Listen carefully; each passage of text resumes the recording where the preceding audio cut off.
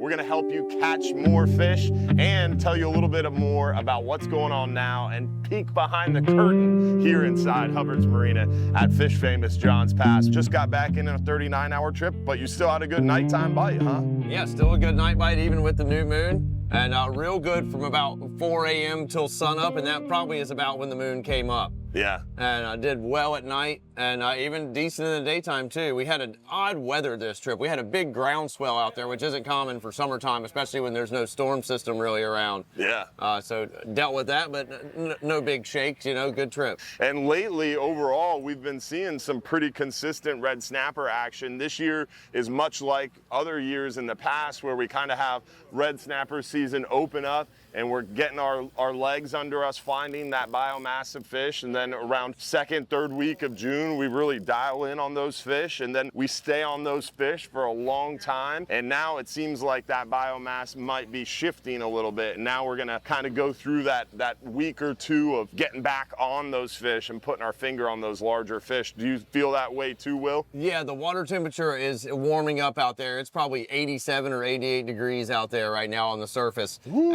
And areas where there was big fish a week ago, I don't know if the big ones are still there or not. Maybe they were being tricky, but it's been inundated with the smaller red snapper now. Yeah. So we're gonna be on the hunt again here, looking for that next pile of big red snapper. I mean, you hit the nail on the head. Water temperatures are going up right now in the bay. There's been as high as 96-degree sea surface temperatures in some of these bays. Crazy. The Captain Van Hubbard called into our radio show yesterday. It was 96 degrees in Lemon Bay. One of the upper Tampa Bay guys said it was 94 degrees where they were at. I know out at the St. Pete Pier it's 90 degrees, so it's hot. But I mean, Captain Dylan, you're out there on the 12-hour night trip beating the heat and fishing through the night on that 12-hour night snapper. How'd you guys do Friday night? Yeah, good breeze out there. It was nice. Yeah, and it got rough on you towards the end of the trip. We were some thunderstorms that passed through the area closer to shore. I don't think you guys got the rain offshore, but closer to shore where we were fishing at, we had the outflow from the thunderstorms.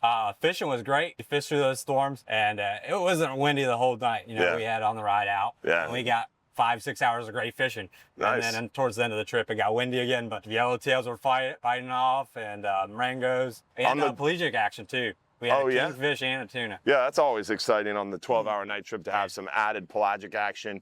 Now, the yellowtails, were you catching those guys with the cut pieces of threadfin as well, or were you guys switching it up to target the yellowtails? No, they were just fishing straight threadfins like they were the marangos. So cut thread fins, double snell rigs, kind of the way to go on the 12-hour night trip the whole time. The bite's just a little different on a yellowtail, and it's a little lighter sometimes. They don't pull as hard right away until they're hooked.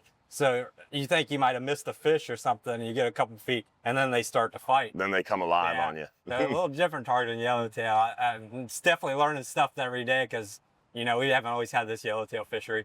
It seems like yellowtails more and more, we're seeing them even crazier areas. I mean, the last trip you had some monster yellowtails, Captain Will, on your 39-hour trip, and you said they were way shallower. I mean, normally we see really good yellowtails about 140, 160 and beyond, but I mean, 12-hour night trips not fishing that deep. The other day you weren't fishing, you were shallower than 120, 130 catching yellowtails. So it's really interesting to see us catching yellowtails further north and shallower than we ever have before. Yeah. And we always hear about the muttons up north, but I never really get them in the grounds. And we did get a mutton last week up in the grounds, far north in the grounds too last week. So wow, things are changing a little bit. Yeah, that biomass is definitely shifting around out there.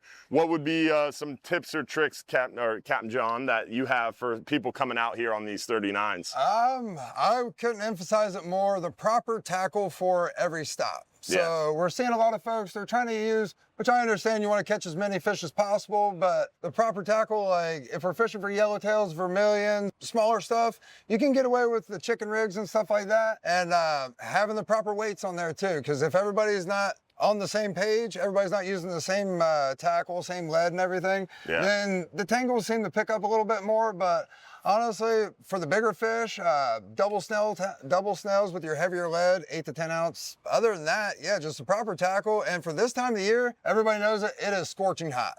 So stay hydrated. We're sweating right now, standing here talking.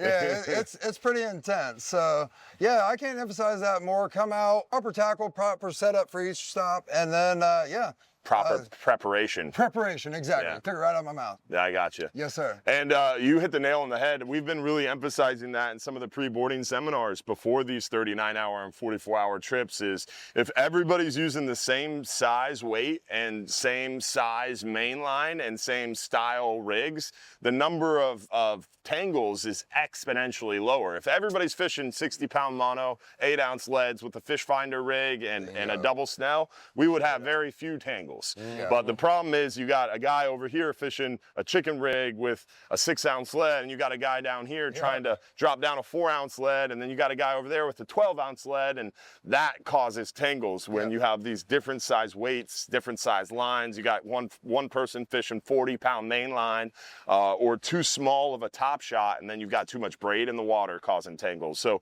got to use a top shot. If everybody's fishing that 60-pound mono, that 8-ounce lead, we really cut down on tangles a lot. Would you agree? I agree. And this trip we had all that, and then we had a guy jigging in the middle of all those. If you want to jig, definitely get a spot closer to the bow. That's going to be the best way to do it, for sure. Always. What about you, Captain Dylan? Any tips or tricks for that night snapper? Have your bait prepared. That's the big thing. People get out there and you get in the middle of a hot bite and you don't have your bait ready. Get some salt up your bait. You don't even have to salt it up. Get your bait prepared before the stop. Get 20, 30 baits ready and get ready, because when that bite's on, like, that makes a difference between getting your snapper limit versus only catching 2. You miss 20 minutes of a good bite, and that's your chance. And it's over. Having a couple extra rigs behind you, hanging up, having that bait prepared. I always personally like to. We have a lot of old videos floating out there online, and some people ask a lot about brining your bait and bringing the cooler and the salt and the ice. You don't necessarily need to do that anymore, because on the 12-hour night snapper, they've got fresh bait coming out all the time. On the 39-hour, we already have the baits brined in the back box. What I like to do is, as you come up on a fishing spot, or when you move, I'll go back there and prep just enough baits to get me through the next stop. So I'll make sure I have a handful of baits in my little bait bucket at my feet for that stop. And then at the end of that stop, I'll grab some more bait and make sure I have enough bait for that next stop. That way I've always got fresh cut, fresh bait. It's not sitting out there getting mushy. It's not getting sun-baked, and on a 12-hour night trip, it's not getting all letting all the juice out, you know? So it's a great point of making sure you're prepared on every stop to attack those fish. I've got one secret that I haven't really been telling anybody. Oh, here we go. 39 hours. What is We've been putting Manhattan milk on the thread fins and smoking the fish with it. Like, you get 2 to 3 bites to the So you're next telling one our bite. guests to grab Menhaden oil and start squirting it around the boat? No, not Manhattan oil. Manhattan milk is much cleaner, doesn't make a mess, it doesn't stink. Oh, that's a very important distinction. Menhaden milk, not oil. Yes. Would you have said that when you were a mate? Did you give that No, advice? probably not. But the guy, if I'm fishing next to a guy, he's been mad at me recently. Yeah, the Because Menhaden milk. because of the bites you get on that Where stuff. are you stashing that stuff on this boat? I don't have any now. A customer brought us a big jar of it, and it has been working. Okay, all right. A little dash of some love on the side there. And that brings up a good point of just having something a little different than everybody else. If everybody's fishing thread fins and you drop down a cigar minnow, sometimes that helps. Yeah. And so what Will's saying is everybody's fishing thread fins, he's dropping down a thread fin soaked in Manhattan milk. So it's just a little different. It's got that, sometimes that's all it takes. That little extra scent to it, yeah. Yeah. And I don't throat hook many fish, and you'll get some fish throat hooked because they just ate it. Ate it. They wanted it. Make sure you guys stay subscribed. Drop a comment below what you want to see in future videos. Make sure you give the video a thumbs up, a like for us, and make sure you tell your friends to check out our YouTube channel, and make sure you subscribe for more videos. We got plenty more coming at you. We got some exciting things in the works, big news coming up, big events, and more. Don't forget, every second Sunday of the month at 7:30 p.m. we got our live stream show. Every fourth Tuesday, 7 p.m. we're over there at OCC Roadhouse. Hopefully we'll see you on the water sometime soon here inside Fish Famous Johns Pass at Hubbard's Marina. And don't forget, if you're too busy to go fishing, You're just too darn busy. see you later, guys. Thanks for watching.